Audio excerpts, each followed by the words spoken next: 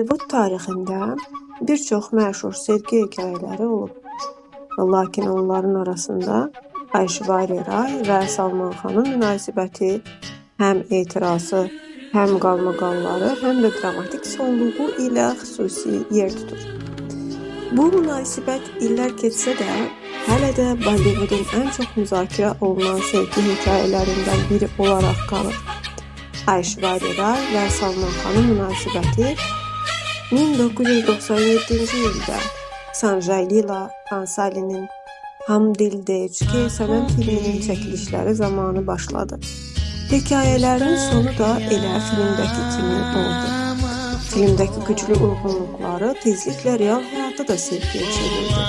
Cütlük qısa müddətdə Bollywoodun ən məşhur və diqqət mərkəzində olan cütlüklərindən birinə çevrildi. Məlumatlara görə onların münasibəti çox ciddi idi, hətta evlilik planları belə müzakirə olunurdu. Lakin bu sevgi hekayəsi yalnız romantika ilə deyil, emosional gərginliklə də yadda qalır.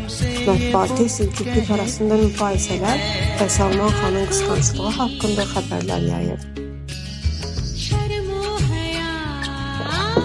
2002-ci ildə ekranlara çıxan Devdas filmi Shah Rukh Khan karyerasının ən məşhur yadda qalan rollarından biri hesab olunur. Lakin çoxlarının bilmədiyi maraqlı faktlardan biri odur ki, filmdə Devdas rolunu ilk namizəd məhz Salman Khan düşünülmüşdü. Bildirilir ki, rejissor Sanjay Leela Bhansali əvvəlcə bu rolu ona təklif etməyə planlaşdı. Lakin müxtəlif səbəblərdən layihədə dəyişiklik edilir və nəticədə Devdas obrazını Shah Rukh Khan canlandırır. Film haqqında başqa maraqlı detal isə Paro obrazının ayağında tikanın çıxarıldığı məşhur səhnə ilə bağlıdır. Həmin səhnədə kamerada görünən əl əslində Salman Khana məxsusdur. Məlumatlara görə o dövrdə Salman və Aishwarya münasibətdə olduğu üçün tez-tez çəkilişlər iştirak edir. Bildirilir ki, səhnənin çəkilişi zamanı Shah Rukh Khanın səhnənin emosiyasını və incəliyini göstərmək üçün köməklik edir və çəkiliş qrupu həmin anı delta alır. Sonradan açıqlamalarında münasibətdən öz hörmətini və emosional sağlamlığını qorumaq üçün ayrıldığını bildirir. Bu münasibətlə bağlı ən çox danışılan hadisələrdən biri 2001-ci ilin noyabrında baş verir. Gecənin yarısı Salman Aishwarya'nın evinə gələrək qapını açmasını tələb edir. Qapı açılmadıqda isə qışqırmağa, qapını yumruqlamağa başlayır. Şahidlərin sözlərinə görə o səhər saat 6-ya qədər qapının qarşısında qalır və bu zaman əlləri qan içində olur.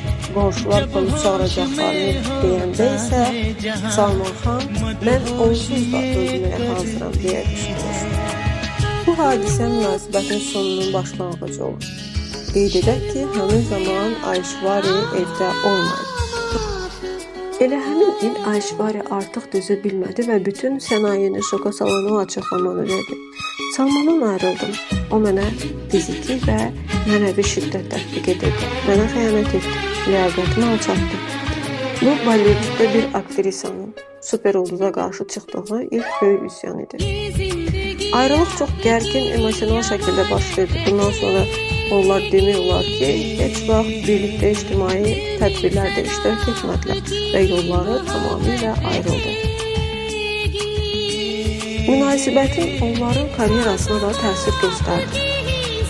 Məsələn, 2003-cü ildə çəkilən Chalti filmində Aishwarya Rai baş rola seçilmiş və çəkilişlərə başlanılmışdı.